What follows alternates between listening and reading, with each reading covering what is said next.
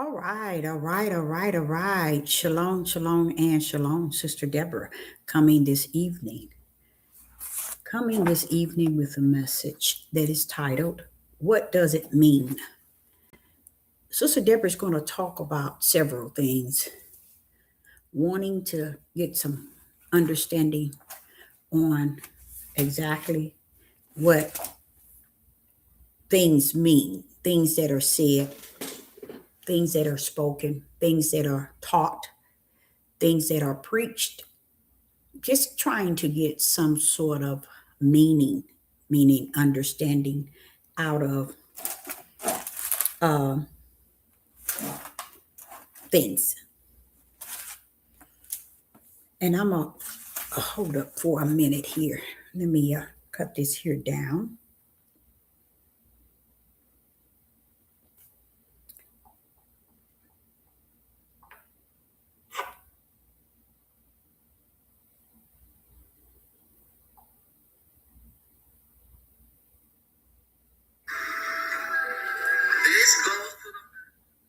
Okay.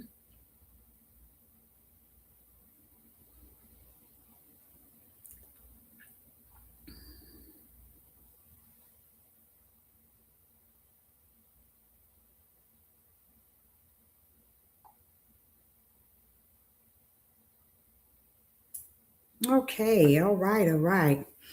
The topic is, what does it mean? And that's pretty much what we want to talk about. A lot of sayings, a lot of things that were spoken. We just going to bring some things up and pretty much try to get the meaning out of it, the understanding out of it. But you know what, you guys? I was sitting down earlier and I was listening to the history on the Black uh, Wall Street. I think that's what they call it, Black Wall Street, back in 1921 at Tulsa, and it's just so crazy how a country feel that they could do what they did and not make up for it, you know.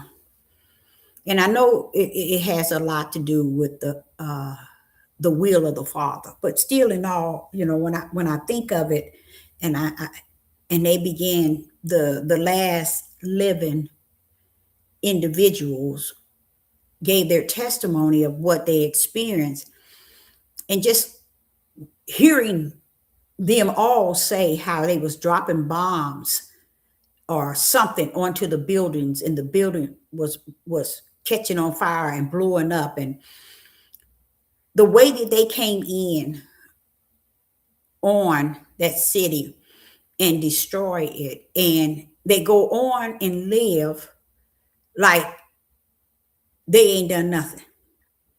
It's just amazing to me how a people, what I mean, it's just they so numb. They very numb to what wicked and how they do wicked and evil. And they go on and as if, this is the norm. This is nothing wrong with me doing this here. It's okay for me to do this here. They didn't, it just, and someone would say to me, but Deborah, they're not getting away. You know what? I'm going to be honest with you. I see it different. I think there is so many things that have taken place where a people have gotten away with a lot. Some people would say, when Sister Deborah, they ain't really getting away with it. It's going to catch up with them on the other side. But listen to this. Just hear me out. When I think of that, to me, they still got away. They got away with all the wicked and evil on this side. They don't know what to expect on the other side. But on one side, they won. They got away with it. They did stuff at the highest level of wicked and evil, and they got away with it. Now, we can tell and we can say that because we know that they're going to reap what they sow. I understand that. But I believe that things have taken place in this country alone. I don't want to deal with no other country. Things have taken place in this country alone that the level of evil and wicked to do something like that and still continue your living through generation as if you ain't done nothing to nobody. It's like, okay, I'm white, I'm called white, so I'm right. They have detached that mentality to the kingdom, you see, to where they don't feel, they don't feel no error. They don't feel no mercy and no compassion. Now, they went in and destroyed these people all because they was people who knew how to establish something and got themselves together. But this is not something they did back in 1921 with with the Black Wall Street. This is what they have done even to this point of 2026. So when I look back at just that time, 1921, and I look at where we at today, and they still getting away with the same level. Y'all just don't know. They getting away with the same level of wicked and evil. So to me, if there's two places, earth and after this old life, this old living, I still say they got away with it on this side. I don't think no one can ever change that mind of minds, because on the earthly level, on the flesh level, they got away with it. Their kids had kids, kids had kids, and they did the same thing. And they feel that they so entitled, not even understanding that the same elites that rule them and us are the same one that once had them in captivity, had them in slavery. And they used them, okay, to bring a people in order, you know, and put them enslaved because they was once in slavery. They was once enslaved by the elites. But the thing about it is, when you begin to bomb a city in your own country, something has got to be wrong with you. Why would your own country allow you to bomb a city where people have established, you know, a good way of living, and they're not bothering you? They're not doing anything to you, but you want to make sure they never accomplish anything. That's how it is today. Y'all don't believe it, but it is. It is 100% the same way today. They want to keep you at a level where they can feel that they here and you still down here. Even when they communicate with you, they want to make sure they get the first word and the last. They want to make sure they can tell you something. They don't even want you to speak. That's how bad it is. They don't want you to even have a mouth to speak. They want to be able to say it. They want you to be able to hear it. And they want to have the first word and the last. It's still like that. And the reason why I say it's still like 1921, of what took place at Wall Street, because they're constantly doing that everywhere among a people. Even if they take guns and drugs into an area, they still there to destroy the people. Because even though the people are destroying themselves, but if they didn't have them to bring it in, they wouldn't. But this is showing you also how the mind of Judah has been gone. Judah never had a mind. The mind of Judah men never was right. It really, to me, honestly, to me, it should never be in children brought forth from these men. I'm telling you, because if the children come forth, then they got to take on the father's iniquity and the father's sin and carry it to the next generation and the next generation and the next generation, because the ignorance of their father. Not understanding, you ain't breathing nothing, you ain't teaching nothing, you ain't raising nothing. You ain't instilling nothing in them. You ain't giving them no hope. You ain't giving them no mind to want to do things that's on the righteous end. They didn't give them anything. Nothing. So even though we see where we at today, it's not like we going anywhere. We got to go through this here tribulation, y'all. We got to go through this here perilous time.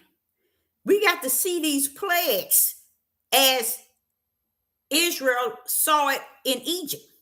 Did they get out before the plagues? No, they were still in Egypt doing all the plagues. You see what I'm saying? So it ain't going to be no escaping. But the thing about it is, based on what I'm continuing to read, and I'm getting a little understanding that many going to lose their lives. Many. Because if the mindset is where it's at, and if the community is already broke down, tore up from the floor. Here it is. They had in Black Wall Street, they had accomplished a lot back then. You see? But do you see how the Europeans, the white people came and destroyed it all to keep them from building anything because they can be successful, and they didn't want them successful. You see? So they want to tear up anything that they build up. It's like that today. But the difference from then and today is worse. But the people of Israel and Judah, basically Judah in this country here, didn't have nowhere near the mind of those that was back in Black Wall Street. Nowhere near it. You see? Nowhere, not even 2%. But I sat back and I was looking at that, and I said, that they turn around and tell these people that they can't give them no reparation. Now, look at all these other people they give it, but they still refuse to give all these people, what they took from them, what they destroyed. You see? And I don't know why. That's why I said, do not ever, as long as you are Judah on this earth, put your trust or belief in it. And they already done it. Because anytime you can tear down your household, you can tear down your wife, you can tear down your husband, you can go in there and kill up your family, you can kill up your brothers, your community. You can bring guns and start using it to shoot each other. You can let them bring you drugs and you sell it to everybody, from grandma to Paw to everybody. When you got that type of mindset, you ain't gonna be able to do nothing right in this day and time. No, not where we at. Not where we at. They ain't gonna be able to get up or to do something right, because you got to look now. If you can find where you can pull that bad boy up and teach it, good luck with it. I tell you like that. You ain't gonna find it. Because the way he is allowing it to go is to get them to be as wicked can be, those that are loaded with wicked and evil and iniquity. He's allowing it. He's allowing it. The Most High Yah is still allowing it, as if he knew that it would be. Leave it alone, because there's nothing you can do with it. Ain't nobody gonna jump up. If that was the case, what's the sense of having tribulation? What's the sense of having perilous times? Men hearts shall fail them. Do you think he's talking now to the Europeans? No, he's still talking to the same people who said this book is theirs. This is our Yah. He's still talking to them same people. See, that's another little thing I noticed that happens. People would take and say that this book is our history. He talking to us, this about us, only when they want to use it to sling it to represent something that they want to prove who they are. But when it come down to showing how ugly you have been to this creator, you don't want to show nobody that. You don't even want to show those who don't even know who they are. You don't even want to show them what they used to be and what they are today. We cannot say it's better when he didn't say it's going to get worse. So why would we want to lie and tell people, oh, it's better? We can say that he's coming for his remnant, and that's when he's going to make it better. But you can't tell them that where we at today is better. Nobody don't want to hear where we at. Back in the days of Noah, we bypassed that. We didn't bypass even Sodom and Gomorrah. We didn't bypass that. I'm talking about the lifestyle that's being lived here on this earth. The things that's actually taking place here, y'all. And when I think of the Black Wall Street, and the elders was talking about how they was dropping things on the houses, blowing them up. This is how they are today. That's that same rotten spirit that was in them yesterday, in them today. These are their children, children carrying that same spirit. And people do not believe that spirit rolls over. That wickedness of that father spirit rolls right over to their children.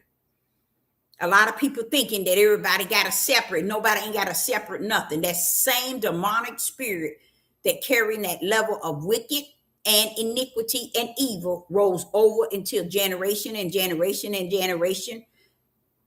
And it ain't no end to it. That's why y'all make sure if he want to take anything out of the generation, he gonna mark them. He mark them with his brand. And that ain't very many. But he knows already that, people are who they are, what they were yesterday. So I was just wanted to share that I saw that Black Wall Street and what took place back in 1921. I say to you today, that's them same European white mindset today. But what has to happen? It's worse. Their mindset is worse and evil and wicked. That's why I would never put no trust in them. I wouldn't trust them at all, y'all. I will not trust them at all. Because now my spirit is so in tune with discerning them, even when I go in the midst of them. I don't trust them. And what I don't like is somewhere along the line, we as a people are carrying around a hate toward one another, but trying to do them real good. They are trying to put them back on the pedestal while we continue to tear our own people to the ground, but yet we putting the Europeans back on the pedestal. And we doing it in workplaces, in business, and out in the world. That's how we are conducting ourselves. That's why I know that there's a real evil among Judah, very dark evil. So it also, you can tell it because it's also how the men feel about the women. And the women don't have no other choice but to feel their way also about the men, because they themselves knows that they've been holding it down for these men, children, and household. These men ain't doing nothing in the household. They ain't doing nothing outside the household. They want you to make them feel like they doing something. They want you to treat them like they doing all this and that. But the truth be told, it's a sad thing that truth don't want to be, nobody want truth at all in the midst of nothing. They don't want it in the midst of friendship. They don't want it in the midst of family. They don't want it in the midst of their children. They don't want it in the midst of husband and wife. They don't want it in the midst of the workplace. Nobody want truth nowhere to be seen. Don't come here with no truth because we don't want to hear it. You can't even explain nothing to no one anymore. So that's the truth is out the window, even though we got it in us, but it's not activated, so it don't matter. We still carrying that serpent seed. And I noticed that. And I said, this is really something deep that, so all this time I was saying Judah is a cuckoo clock and you really stepping in this. Yes. So really, honestly, you guys, guess what? During the tribulation, a lot of them going to lose their lives.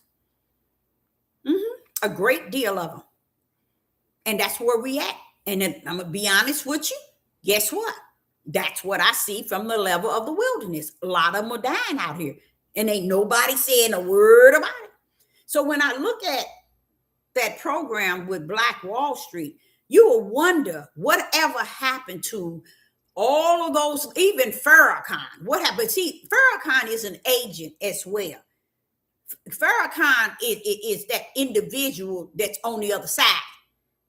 You see, he done led so many into this thick Muslim darkness to where he's in so much trouble because he's supposed to die a long time ago.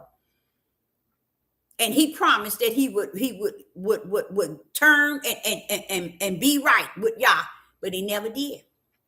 He's going to be able to go out of here again, meaning maybe pass away, and got away with everything here on this earth.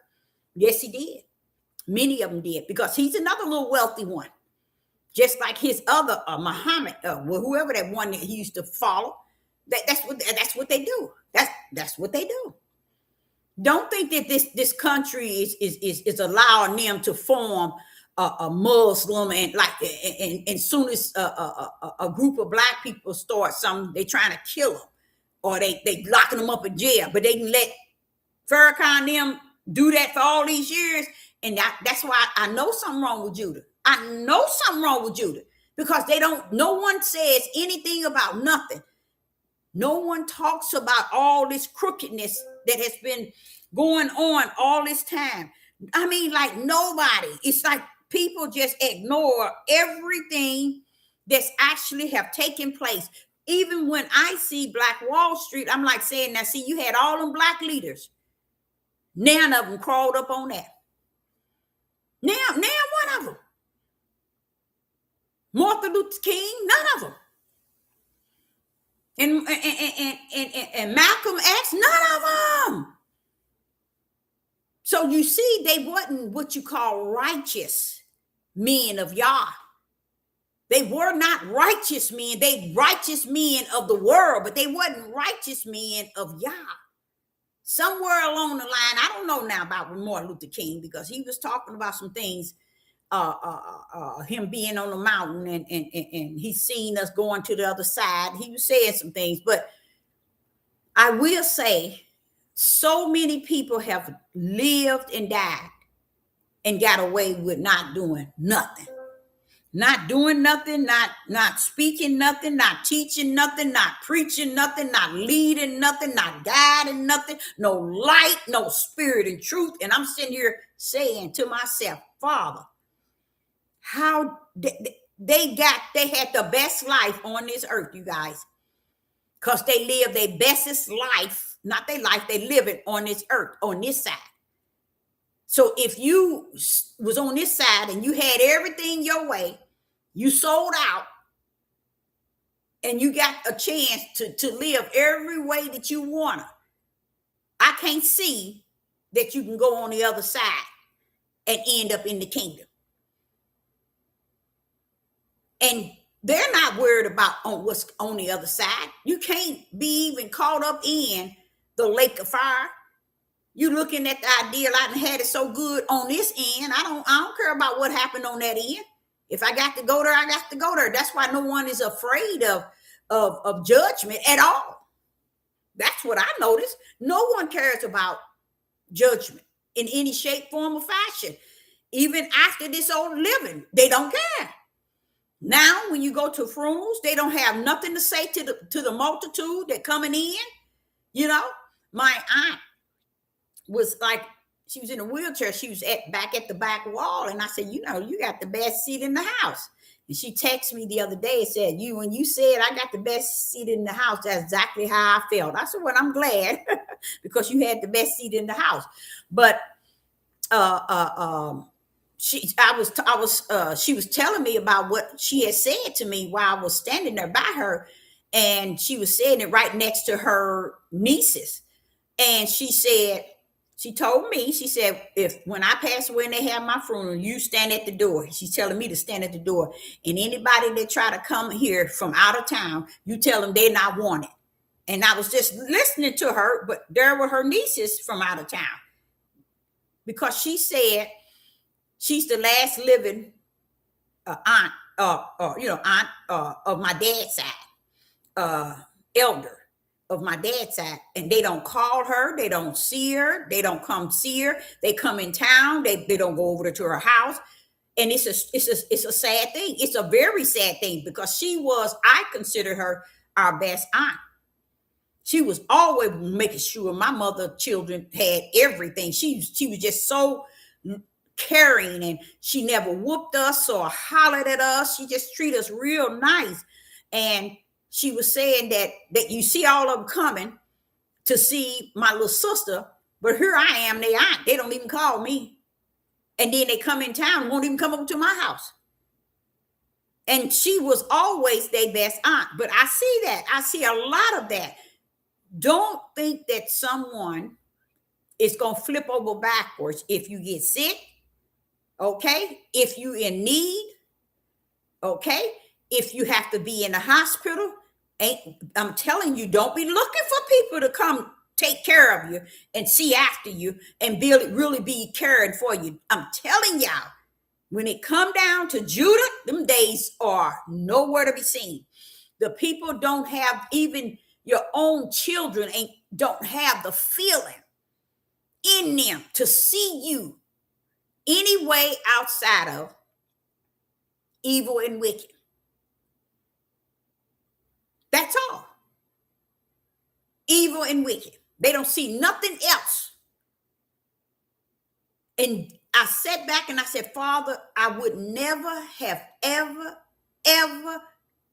known that you saved all of this for this day. It's connected to this day. When I thought it was always because it was. No. It was for a appointed time to be the way that it is. Because when you look up now, you go on YouTube, and I think I probably got more than 100 of people talking about this big, gigantic hate for parents and basically women, and there are some men, hate for their parents, the adult children. The teenagers and the adult children, the level of hate. And the sad part is about it is these people saying that, and if you ask them, what did I do? Oh, I know I sent you to college. I bought you your car. I got you your first job. You see what I'm saying? That all of that goes down the drain. So I'm telling you, the last thing I can give to people with children, it's over for you, baby. You can go and sell off to your kids any way you want. Because I'm going to tell you, when I was in Georgia, I was one of them people say, I don't know what's wrong with them. My kids ain't like that. My kids, But what the Father has shown me, what the Father in the kingdom has shown me, what the Father in the kingdom has shown me exactly where we're at in this day. And why this is happening. Why this is happening? Because it was already said. We just turned our head the opposite way. Never taught it, never preached it, never ministered it, never instilled it. We just left it alone and let it be what it is today. And now we wonder what the crap is going on. When you look at how Judah men feel about women, they already hating toward mama. So they're gonna hate toward any woman in their life. It ain't gonna be Nan that's gonna come and make them feel like anything when because you know why? Because they don't know how to make themselves feel like they are, which is a man. Taking on responsibility, being liable, working and doing things and getting yourself established. They don't want that. And they ain't seeking it. And use a lie from the pit of hell if you think that what I'm saying is not true. All you have to do It's have the eye to see and the ear to hear. And I know 99.9 don't have it, so I can't look for you to see it nor hear it. Because the reality is looking and staring us right in our faces. Everywhere you go. To where everything, whole household is out of order. When you think you got it in order, guess what, baby? It's preparing to be out of order and mess you up from the floor. That's what it's going to do. Because you're going to think you had, hey, mine's all in order. I mean, I just started drawing boundaries. That's what I did. I done set 2 boundaries. Bam! And I'm willing to live the rest of my living with those boundaries set. Because you cannot. And many of you all, if you knew my children, you'd say, I got the best children in the world. Because you're on the outside looking in. And if they ain't in Yah, and they are identical to their fathers, not just because the father is Judah, but because the father is who he is.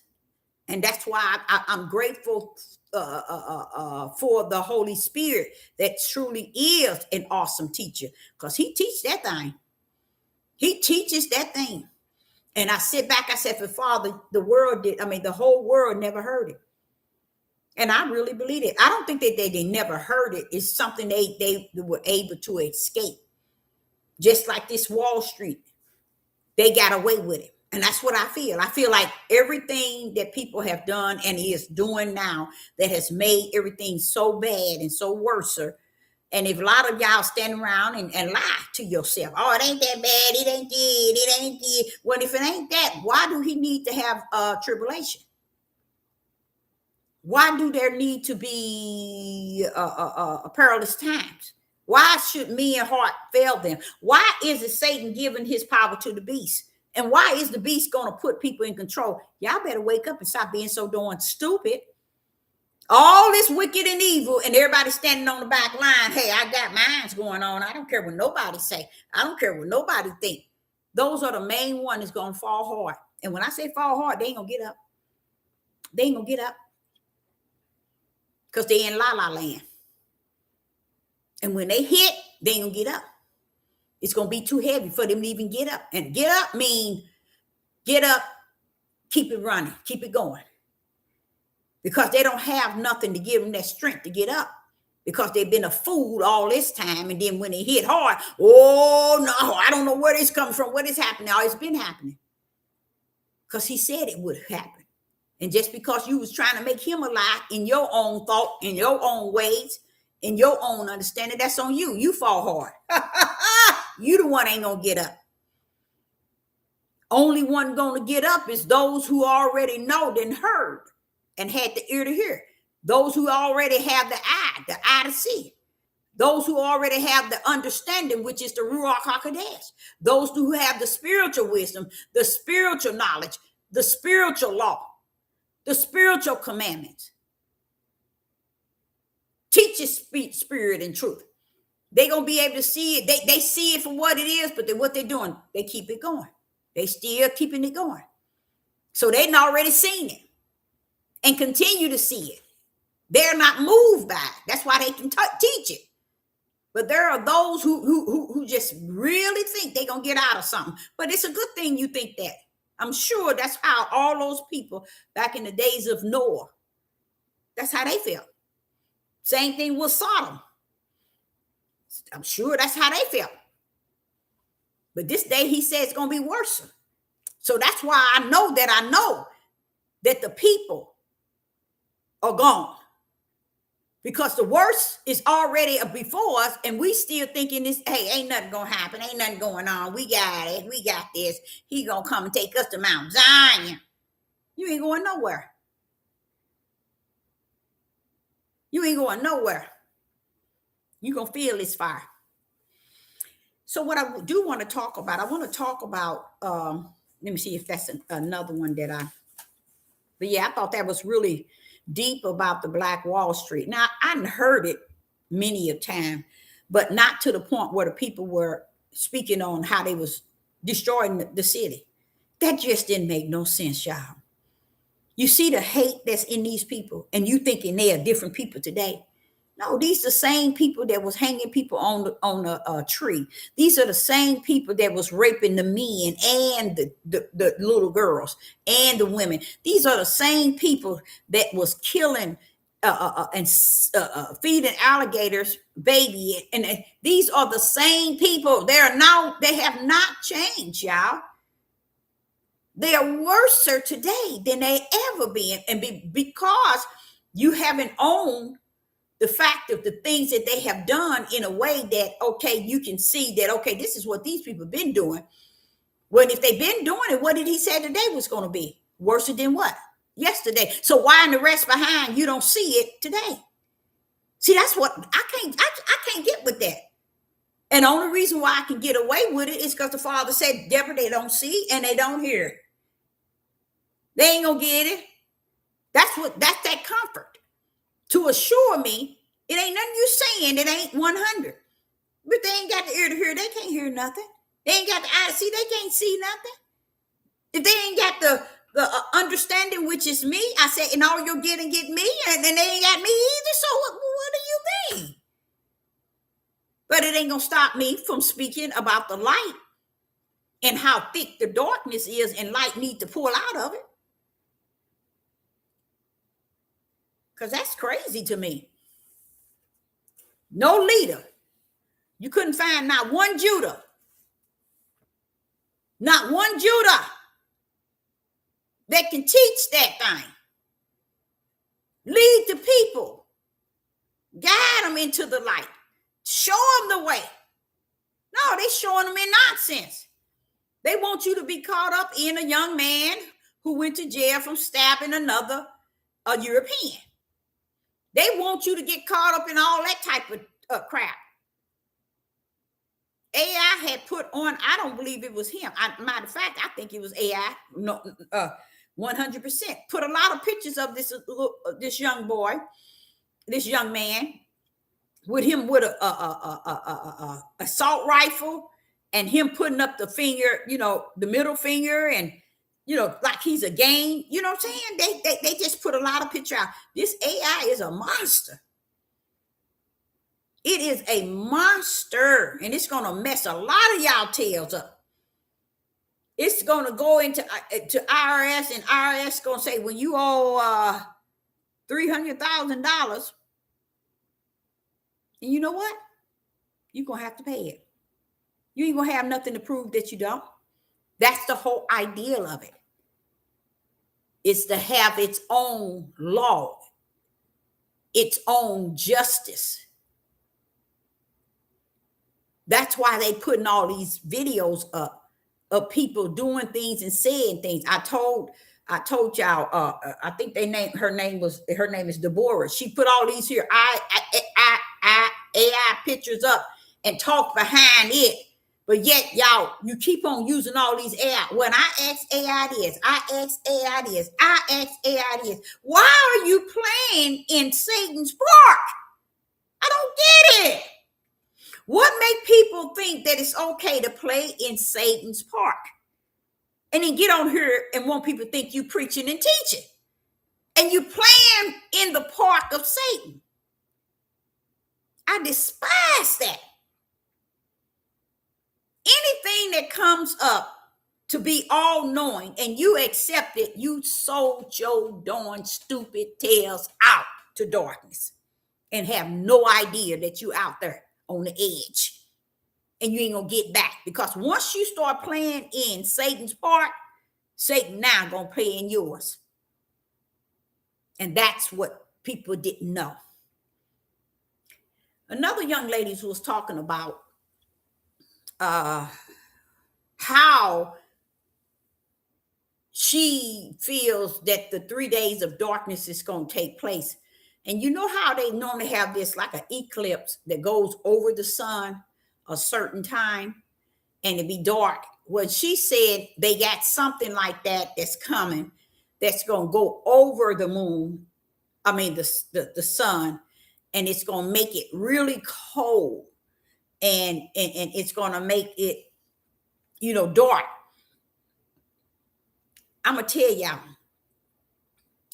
only thing I know is in Revelation, there is a time period, I think it's Revelation 8, if I'm not mistaken, that it is spoken about the stars. It's going to fall 1/3, the moon 1/3, the sun 1/3. People don't grip. If it's 1/3, it still has light. You see what I'm saying? So instead of us looking for what Revelation is saying, we're looking for what man is teaching us that he is going to step in and do. So what I see is they're going to maybe try to fulfill that prophecy, so they think, to cover up. But I like what it's saying, because it gives you this thing about, I'm not letting them control what I created to the fullness. You see? So you it's only going to be 1/3, 1/3 stars, 1/3 moon, 1/3 sun, and they're not going to have 100%. So it still leaves you with light, not total darkness, but with light. Another thing is, I do know that Iran can hit our power box, but I want to say to you all, and I'm really kind of sick of saying it over and over, because, like I said, we are in a day where you strictly talking to brick walls. You're honestly talking to brick walls. But the thing about it is, the thing with Iran and the United States, people don't understand here in this United States that this is their will of how they're going to destroy the people in this country and the country itself. Every country knows that they have to bring the United States down. All of them are in on it. And if Iran happen to have something that can actually hit the tower and throw us off, then that can actually happen. You see what I'm saying? To where that'll be doing exactly what they want. They want us to go into a panic. They want us to go into a situation where no phones, no clock, no heat, no air, no light. So this is what they can do. They can do that. But I want to say to you all, one thing that I'm going to say that I am very grateful for the Most High Yah is, if he kept his together during the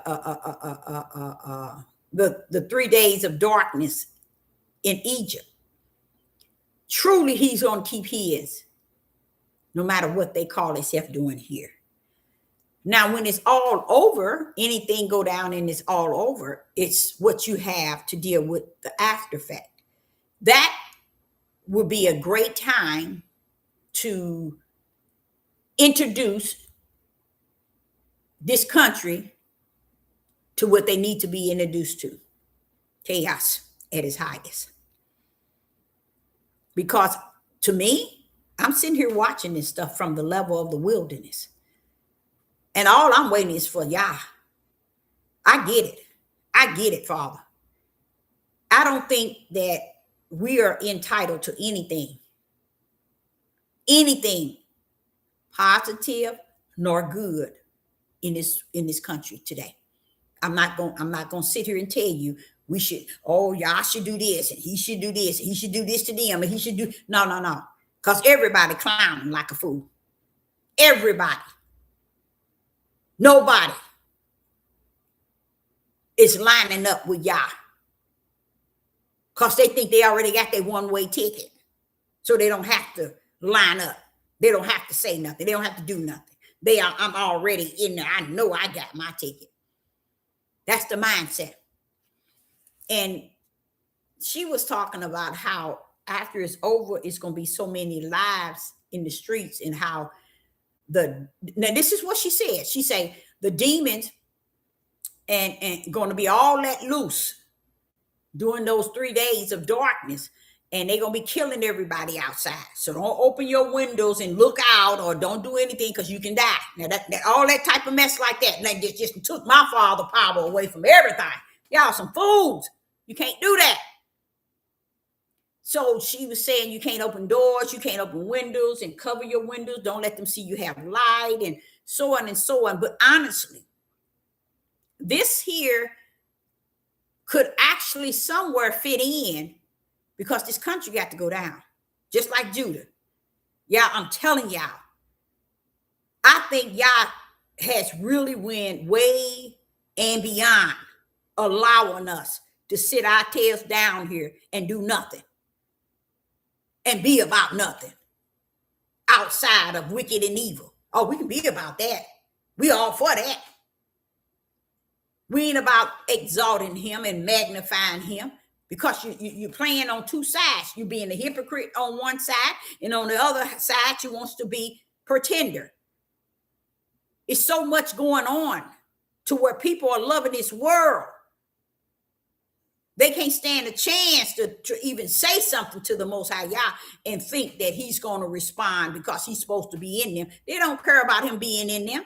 All they care about is, oh, I'm going over to the Mount Zion, or I'm saved. I'm going to eternal kingdom. And honestly, I don't see how.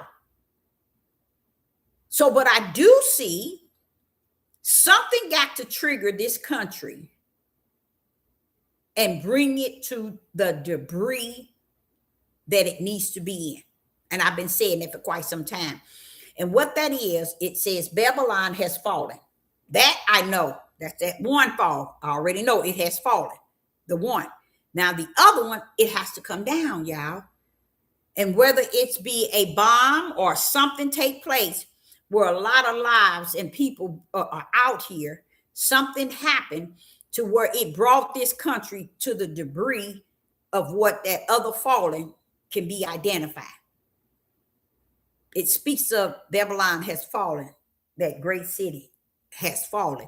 So it's got to fall. It already failed, but now it has to, the things within it has to come down. Okay.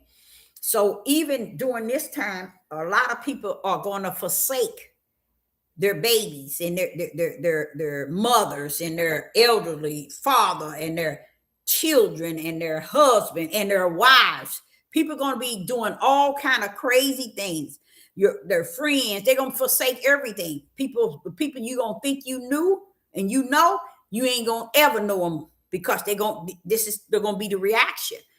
So no matter what is going to take place, whether it's fulfilling Revelation where it says 1/3 of the moon, 1/3 of the stars, and 1/3 of the sun, it's still showing you it's going to be dark. 1/3 is going to be dark. So it's showing us there is a time period where things are going to be dark. But what I like about what it's trying to tell us, that I ain't giving them the full darkness, Deborah. They ain't going to have the full one. They're going to have like 1/3. Show you that they ain't going to rule nothing. You see? So I believe that even during that time, I think it's also many things are set up to happen to where a lot of chaos is in the land. Because right now, as a prophetess in the wilderness, from what the standpoint of the wilderness, I can see it's at its highest already. I know it. You in your place and you doing your thing, and you ain't worried about nothing else, and that's on you. But these situations I'm talking about, you ain't got nothing coming. You ain't got nothing. All the water in the world won't save you. All the food put away won't save you. Hey. You know, I'm telling you. See, and people just thinking that, hey, I'm in there with the Most High. I know I'm getting out of here. You better be watching yourself, because I think that's the stage that I really look forward to the Father pulling us into, to get this thing over with. Get this thing over with. These people ain't gonna change, and the only thing about it, it ain't gonna move as fast as I, Sister Deborah, would really desire it to. But I say this, it's moving in that direction that he spoke of, tribulation. So that's just it. So I want to step into Proverbs chapter 8.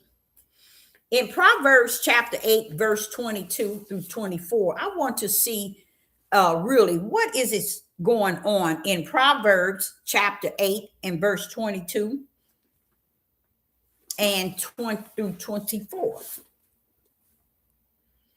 And it reads, and Yah possessed me in the beginning of his way, before his work of old.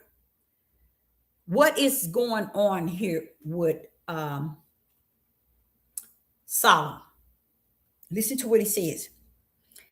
Yah possessed me in the beginning of his way, before his work of old. What is Solomon trying to say there? Yah possessed me in the beginning of his way, before his works of old. Verse 23. I was set up from everlasting, from the beginning, or ever the earth was. I like what he's saying, because Solomon is saying something very powerful there. Solomon said, I'm checked in already, y'all.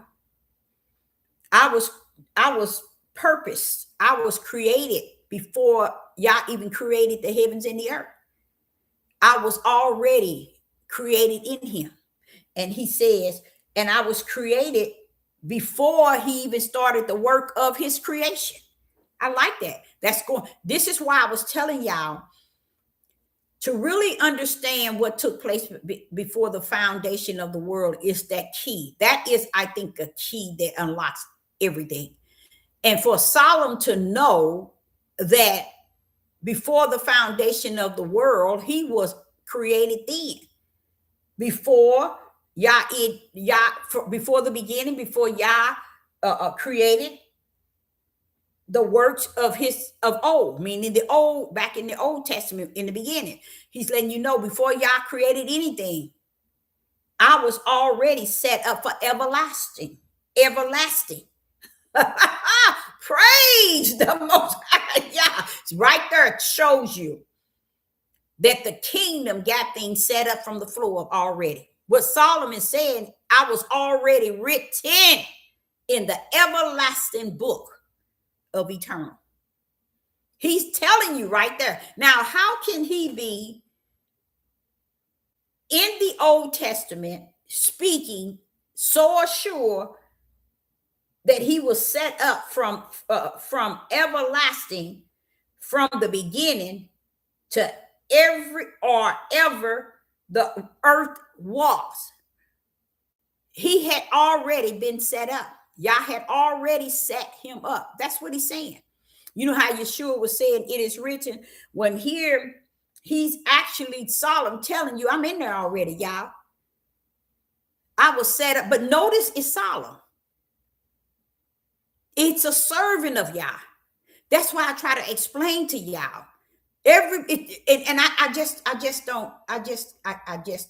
don't get it. These people come here as servants of Yah, knowing that they are predestined, ordained, foreknew, assigned, appointed, and anointed to do the work of Yah. Those are the one knowing that they are getting eternal. But you got in this day we in now, everybody thinking they're going. But they are not even a representative of Yah as Yah servant. Nothing they doing. But they already in there. They done beat Solomon. And Solomon's sitting here telling you before, in the beginning, before his way, before his work of old, he was already written for eternal kingdom. Why can Solomon say that? Because Solomon was the spiritual seed. Solomon came down to represent Yah, to do the will of Yah. You see what I'm saying? And see, no matter what man down here on the earth said Solomon did, guess what? Solomon came down as the spiritual seed. So Solomon already letting y'all know, check, I'm going back. Out for everlasting. I've been written already. No matter what you say on this earth and what you think about Solomon, Solomon already letting you know that I'm already written. Or can you say that? No, no one can say it. Because if you go back and you see all that Solomon had done on behalf of Yah, how much work he put in, David was supposed to stop what he was doing and build the Most High temple. David never got around to it. Y'all let it come down that blood line, and then Solomon picked it up and built him a temple. You see? These are servants of Yah. They can say that. Look what all they did to give him this mindset that, hey, Yah had possessed me from in the beginning, Deborah. He knew me in the beginning. He possessed me. And listen to this here.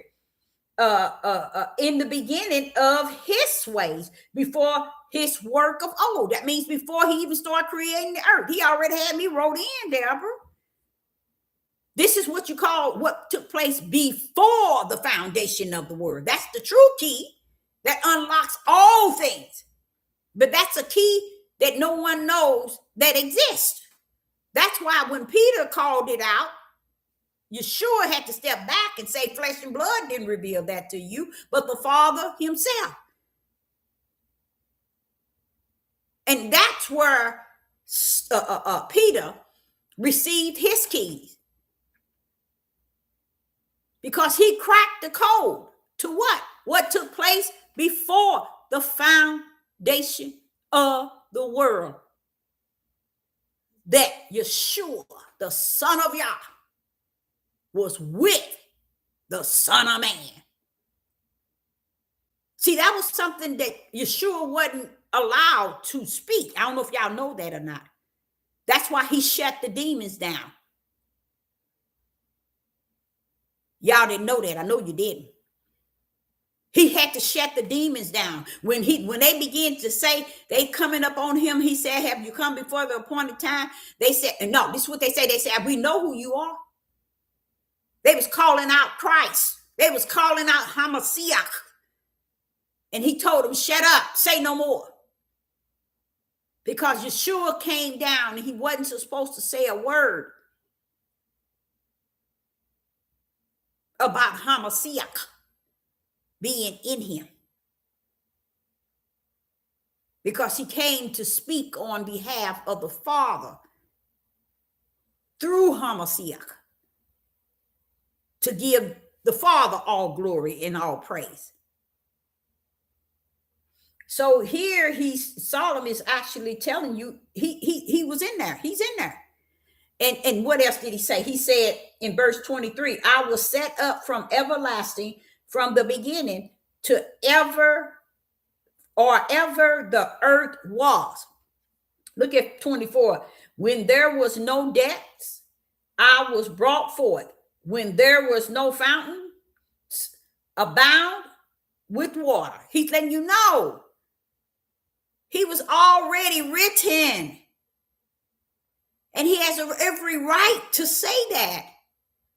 David said it. I'm telling you, all the prophets knew that they were servants of the Most High Yah. They was appointed and anointed and come down to do the work of Yah. And even the time that they came down, the people still didn't see them to be what they were. So that's why you sit and you listening to Sister Deborah and you see how fierce she sounds when she teaching. Is because I was given the keys to crack the code, or else I wouldn't be able to speak spirit and truth. I wouldn't be able to look over to the other side. I wouldn't be able to understand the other prophets, my brethrens. That's why I say my job is heavier than their job, because I have to go by what they said and go by what Yah is saying to me today for today. You have to feed the food of the spirit. It's spirit and truth. This is another reason why he said it's going to be worse. Their time was worse. But Yah is even told you all that the time that Sister Deborah is here, her time is worse than any time that it ever exists on the face of the earth. Now shut up. You see? They still don't get it. So no matter how many prophets came yesterday, gave Sister Deborah enough information to tell you about what's to come. They gave you only what Yah had given them in their spirit to leave Sister Deborah something that says in that day, this is going to be. In that day. But Deborah is pulling up in that day. Oh, no, you didn't. Yes, I did. They ain't pulling up in that day. They gone. But Sister Deborah's pulling up in that day. Now Sister Deborah got to take what they say and take what the Holy Spirit is leading and guiding her to say. Why? Because she's in the time, y'all. She's in that day that was prophesied will be the worstest day ever on the face of the earth. Even you. The only reason why you can't embrace it is because you don't think there's nothing going on. But that's on you. You the one out there stupid. But when it all said and done, it's real. And how I'm getting to how I'm having the ability to walk in it is allowing Yah, not me as a person allowing Yah, but as Yah continue to reveal to me what is actually taking place, it makes it easier for me. So I know that, okay, this is taking place. So, okay, he got this. When he gonna let this happen, he gonna let this happen. Ooh, this is real bad. Ooh, this is real sad. Oh my goodness. Okay, why? Preparation. He's preparing you for it. And that's what he does to his. So these people, all these people in this study guide that were servants of the Most High Yah, they went through something in their time. Same thing today, same thing yesterday. The people didn't listen then and they ain't listening today. But the difference is I'm not a dead prophet. I'm a living one. And I have to continue running this journey as y'all see fit. Okay, so here, let's go to Psalms 90. Let's see what Psalms 90 is saying. In the book of Psalms, chapter 90, and verse 1 and 2. What is going on here? The book of Psalms, chapter 90, verse 1 and 2. And that's a sad thing in itself. Because you get on this devil platform and you telling people, these people ain't giving you spirit and truth. They ain't feeding you food for your spirit, but these people don't care. Their mindset is, hey, so what? Just give me something for my itchy ears and I'll be okay. That's why I know people don't care. That's why they don't care about repenting. They don't care about turning to the face of Yah. They don't care about nothing. Okay? In the book of Psalms, chapter 90, verse 1 and 2. Lord, thou hast been our dwelling place in all generation. Verse 2. Before the mountain were brought forth, or every thought has formed in the earth, and the world, even from the everlasting to everlasting, thou art Yah. Now, what is David saying? Prayers of Moses, the man of Yah. This is a prayer of Moses. Listen to what he said. Lord, thou hast being our dwelling place in all generations. Okay, now I got to say something about that. I just got through hooping and hollering, believe it or not. And that's the point I'm making right there. Is exactly what Moses is praying to Yah about. Lord, thou hast been our dwelling place in all generations. Yah is the resting place where we can rest in him, trust in him. And here it is. It says on the top, Psalms 90, a prayer of Moses, the man of Yah. Yah, he's saying, Lord, thou hast been our dwelling place in all generation. Dwelling place is where we live. Yah has been where we live in. We live within him. You see, 99.20 trillion wouldn't get that. Okay, but that's spirit and truth. That's food for the spirit. Okay, and then in verse 2 it says, before the mountain were brought forth. Before the mountain was brought forth. What is it doing? It's actually letting you know before creation was brought forth, or even thou hast formed the earth and the world. So before any time. Now wait a minute. Solomon just got to telling y'all that. See, Solomon was saying the same thing. I'm in there, Deborah, before anything was created. I was here. I was already checked in. Now here go Moses saying the same thing in his prayer to Yah. Listen to verse 2. Before the mountain were brought forth, or ever thou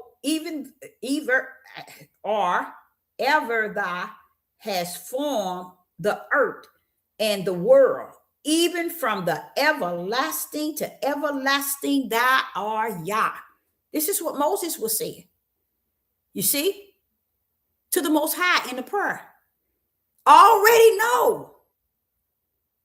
He's telling you right there, before the foundation of the world, we dwelled in Yah. We dwelled in Yah. So when you hear a lot of people talking about, oh, I know I got my ticket, I know I'm going, I don't care what nobody say, I know they did. They don't know nothing. Because they haven't experienced what Moses have experienced. They haven't done the work nor the labor, have the fruit of what Moses didn't go on through. 99.9 don't have nothing, nowhere near anything, but yet they want to make sure you understand that they got their one-way ticket already. They know they getting out of here. I don't understand how y'all going to do it, and it ain't my business to know. I don't have a heaven and a hell to put nobody in, but I will say this here. These people did not come and go to be the servant of Yah for you to just sit on the back wall with your hateful hearts and think that you just gonna roll up in the kingdom. And you know what else I found out today? I had to sit in the car and really digest this. The lake of fire, nobody cares about it. It don't mean a rat's behind. People don't care. You can't teach it. You can't preach it. You can't minister it. That there's another side after this one. It goes back to what I was telling you. To me, when they on this side, they winning. Because they having their way. They win on this side. But on the other side, it's going to be the opposite. Because this side, I can truly say they win on this side. Because too many people are doing things and have done things. And have gotten away with it. And still getting away with it this very day. Because when I was looking at Black Wall Street, I was like, now how did they get away with all that? Then to have the audacity to not want to give all these people reparations. It just shows you the level of demonic, evil, and wicked that's in these Europeans. It's just that thing. And then all these other nationalities, they are looked right today. They will lick the bottom feet of these Europeans. If something was to kick off, they are all run on those European side that have had all this hate from generation to generation to generation to even where you at today. Because if you think Black Wall Street is something that happened back in 1921, let me tell you something. I'm going to check your tail. It's happening right today. It's a different form. It's happening today. Another thing, AI is going to send your tail across the world. So that's why I say keep on running and playing in this devil park if you want. It's going to take you across the whole world, Judah, so the whole world can see how wicked and evil they can get the world to see you to be. That's also found in Matthews 24 and 25. They're going to make sure all nations hate you to where we thought that they already hate us. Oh, yeah. See what I'm saying? See, that's what the Father was teaching me. That's why I say I'm the type of person I can learn. That's what he was teaching me. He said people were teaching, trying to apply it as if it was something that just was for during that time. No, it's talking about in this day and time. When he said that the children is going to turn their parents in, and children in Timothy chapter, is it 2 and verse 3? No, 2 Timothy chapter 3, where the children going to be disobedient to their parents. All these things is greater in its day, that all this great stuff was supposed to be evil at its highest.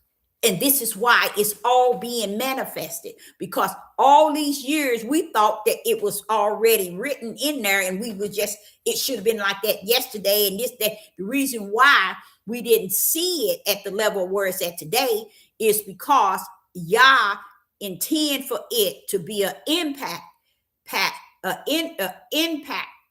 for the day of tribulation. This is why the day of tribulation. So let me give you an example. Okay, let's take Judah.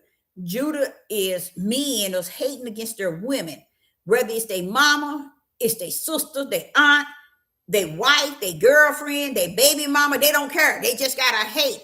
The reason why they have to have that hate is because the demonic spirit that's out there want to turn them into men and men. Oh, so y'all didn't know they did you. Mm-hmm. If we can get this Judah to hate women across the board like they did, then Judah, a whole nation of Judah is men, is going to be in the homosexual lifestyle, which they are. Which they are. They've been dipping and tipping. They've been in, under the bed, in the closet, in the refrigerator. They're doing it all. To the point, let me tell you what happened. To the point where there are gay men that love men are so against straight men today because they said they don't like the ideal if they trying to play straight, knowing that they on their side messing with them. You know what else they say? That these men, these gay men, these straight men, is the worst of the worst of the worst. And they are taking the sides of the black or the brown skinned melanated women of Judah. They're taking their side because they say we dealing with them. Even though that's your husband, you think you got a husband and you good. You baby, I got your husband too. And that he's a hot mess. And if he's a hot mess to me, baby, let me tell you, y'all women, y'all better wake up. Because these men are horrible. That's what the gay men are saying. Across the board. Oh, we feel sad for women. We feel sad for black women. We really feel sad for them.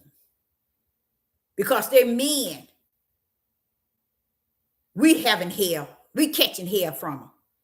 So if they like that with us, And here it is, they got a wife and kids. These men and women, y'all don't need that type of trouble because we having trouble with them. See, and they talking about straight men.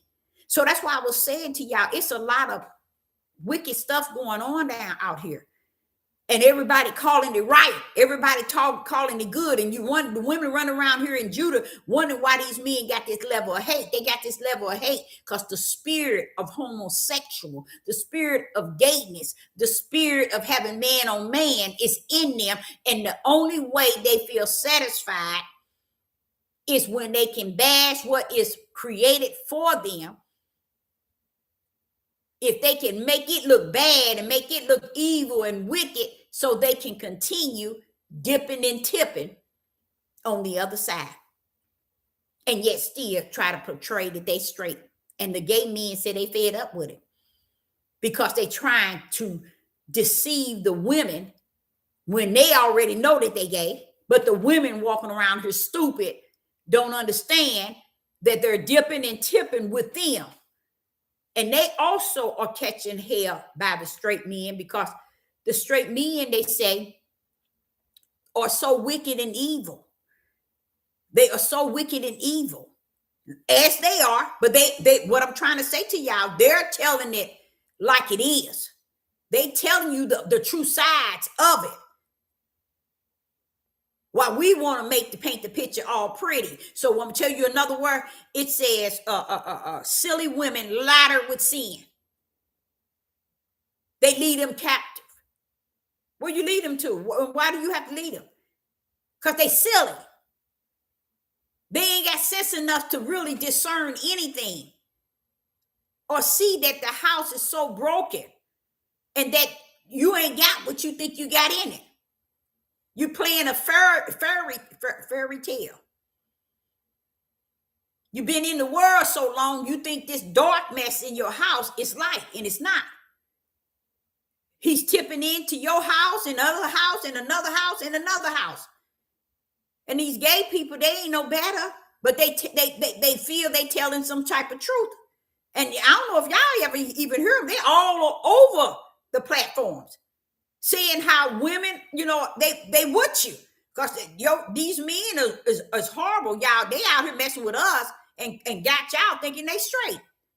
I already know it's like that. I already know it's bad. I've been trying to tell y'all that for the last 3 or 4 years. Judah is a hot mess. So the best thing Judah can do is ridicule the only one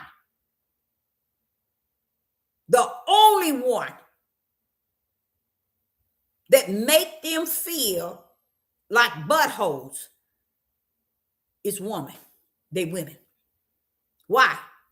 Because when they with they women, it makes them feel bad that they with a gay man. But they can't, how would I say?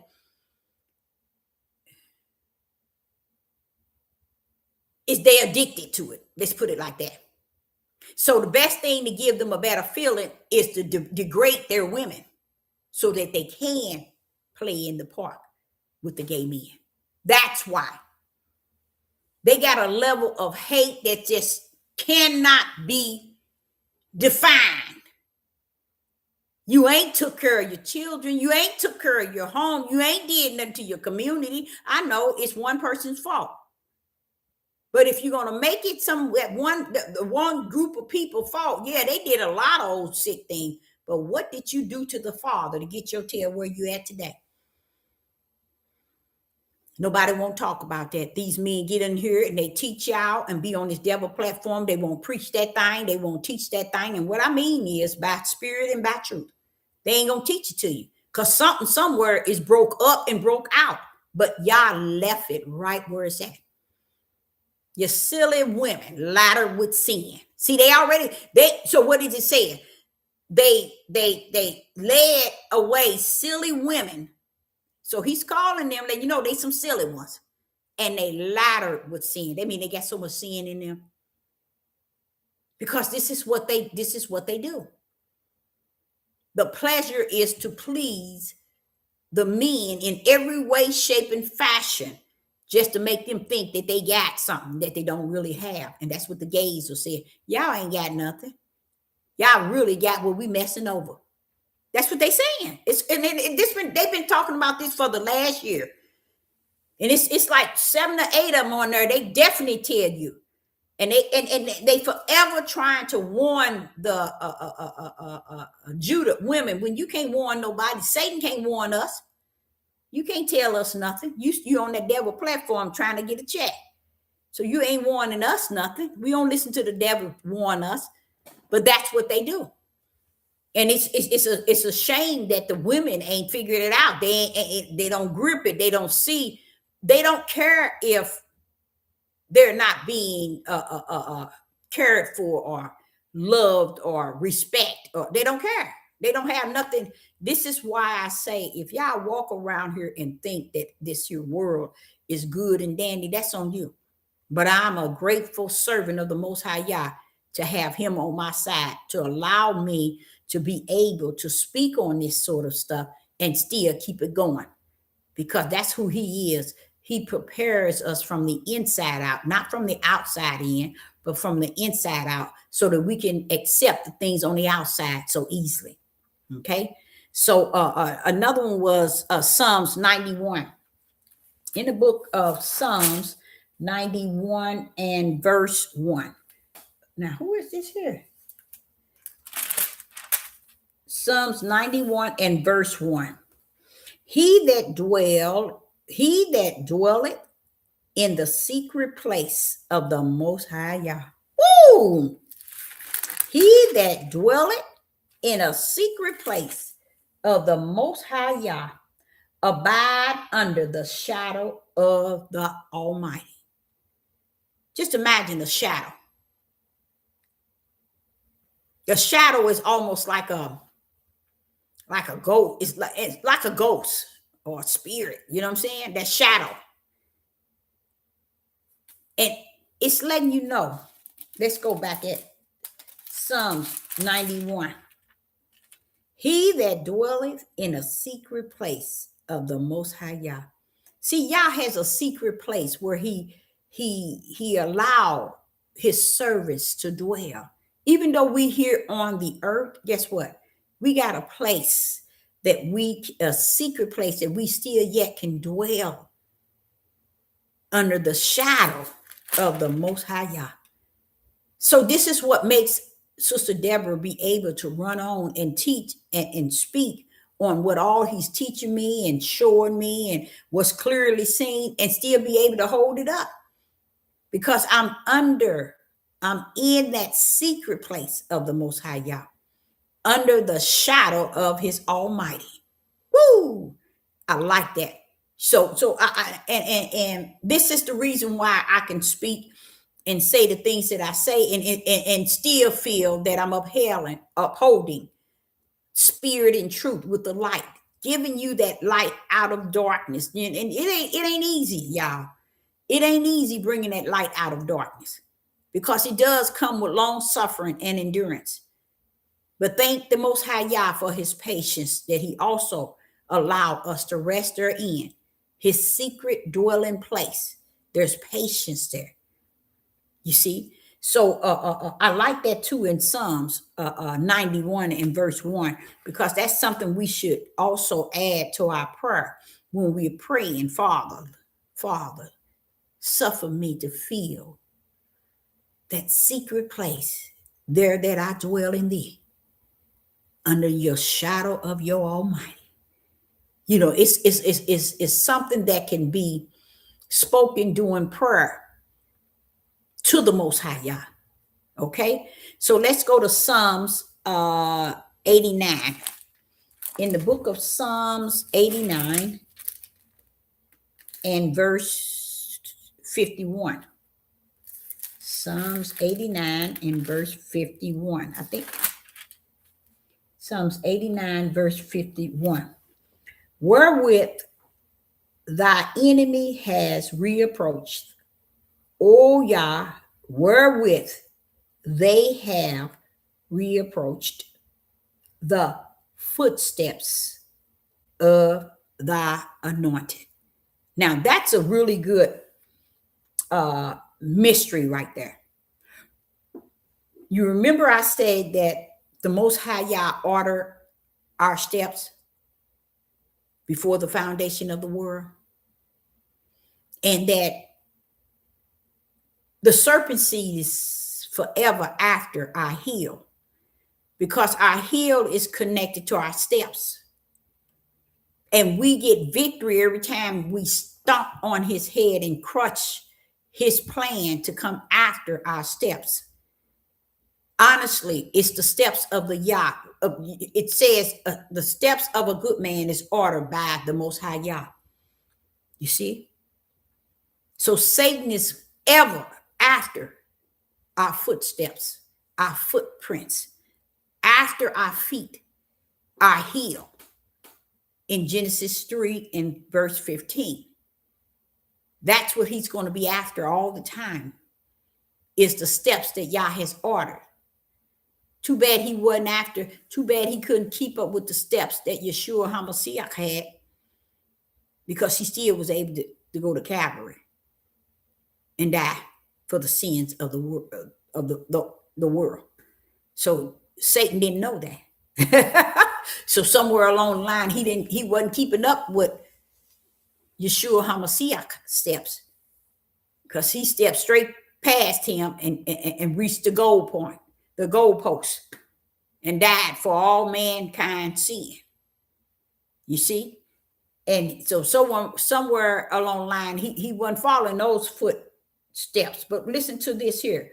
Psalms 89 and verse 51. Wherewith thy enemies have reapproached, O Yah, wherewith they have reapproached the footsteps of thy anointed. And let me see who's saying that. I think that is David.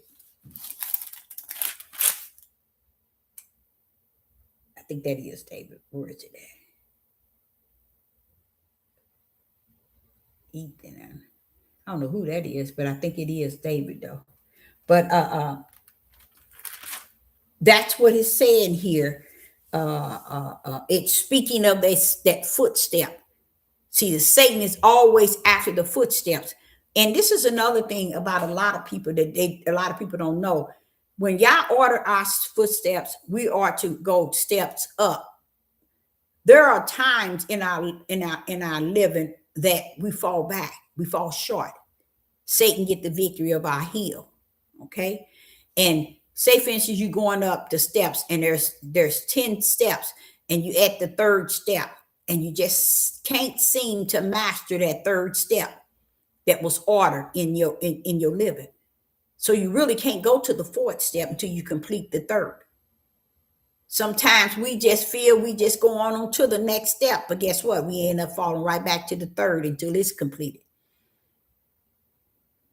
The steps has been ordered by Yah, and it's not to skip a step.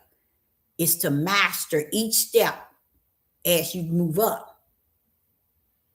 You see, so you won't end up falling backwards because you miss a step. So each step in your living is a step where you are to get victory in. You are to conquer, because the one that has ordered those steps, he appointed and anointed the steps of a good man that is ordered. So therefore, he already know that you're going to move to the next level and the next level and the next level, because he already ordered the steps. You see, and your steps is not for Satan to get the victory.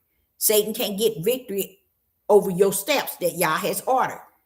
You see, so that's why I say it's real easy to know who's who and what's what, because if you're walking in the way of Yah, in the way of his light and his spirit and truth, and you walking with the Holy Spirit in you, he's the one helping you go on through and get victory in all steps.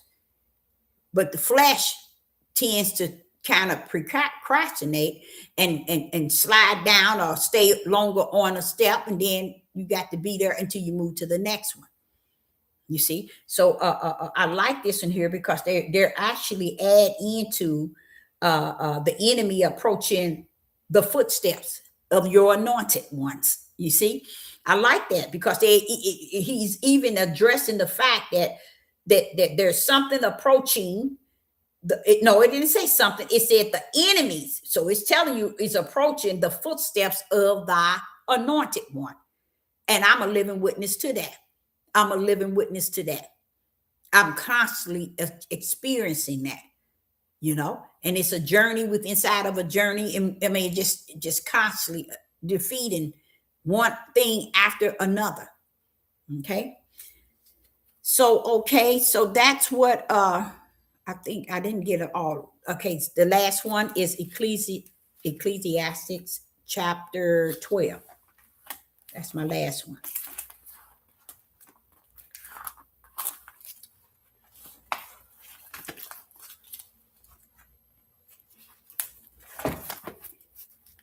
Ecclesiastes chapter 12.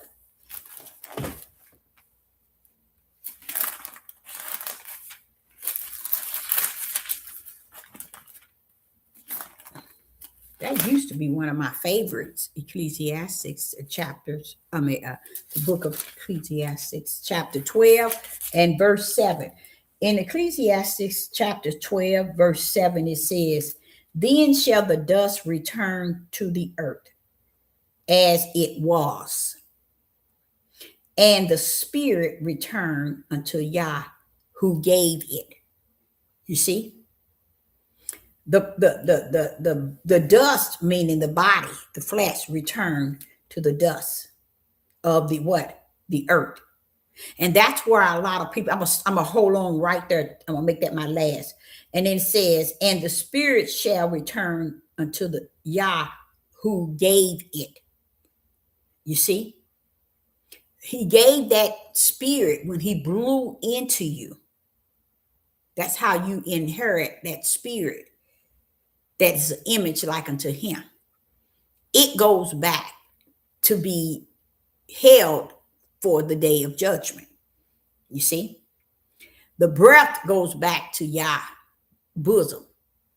But the spirit, I believe, goes into a sleep until the day the trumpet is blown for judgment.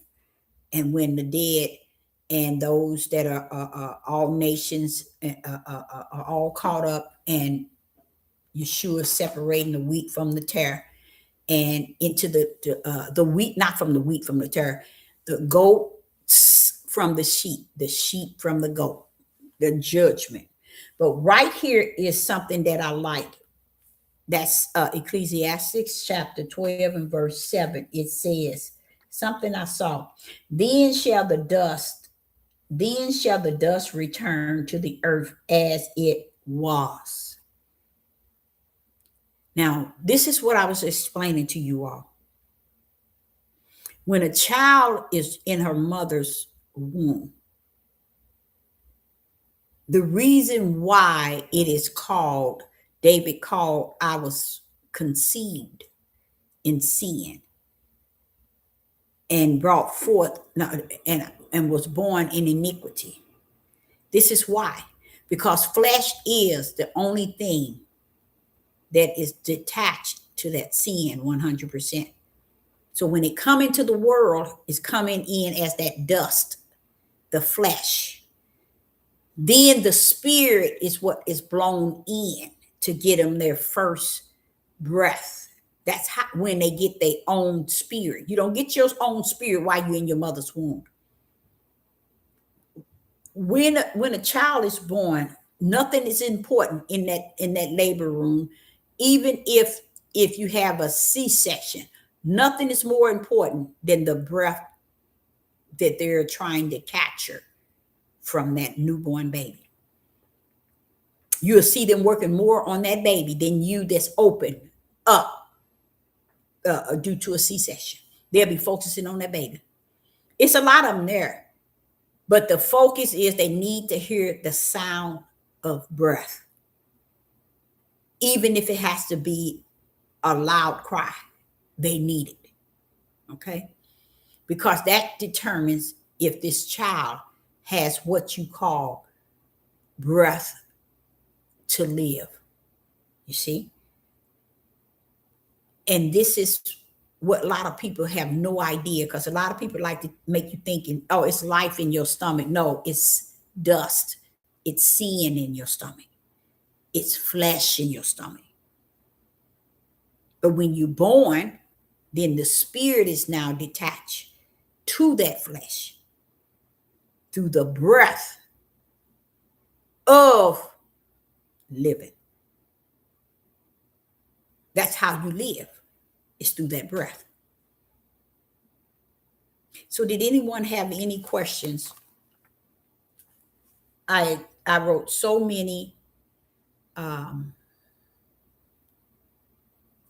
verses, and then I got rid of it. Then I wrote them. I was just so overwhelmed today with so many things, and I was trying to make sure I get all these different questions so we can talk about what things mean. And I end up doing it about 6 or 7 times, y'all, for real, and decided, wait a minute, I'm gonna wait on you, Father. Give me something. Give me something. He never showed up with it. So I still know that I decided to just write down something that when I read something, if I was something that was in it that needs to be brought out, then I just put it down. But I did it over and over and over so many times just to make sure that I can bring forth the title, which was, what does it mean? What does it mean? So I, Sister Deborah, appreciate each and every last one of you all tuning in this evening. If there is a question, you can put it forth. We have time if you want to ask a question, or it's your time. If you have any questions. There's so much going on. It really is, y'all. It is so much taking place. So much.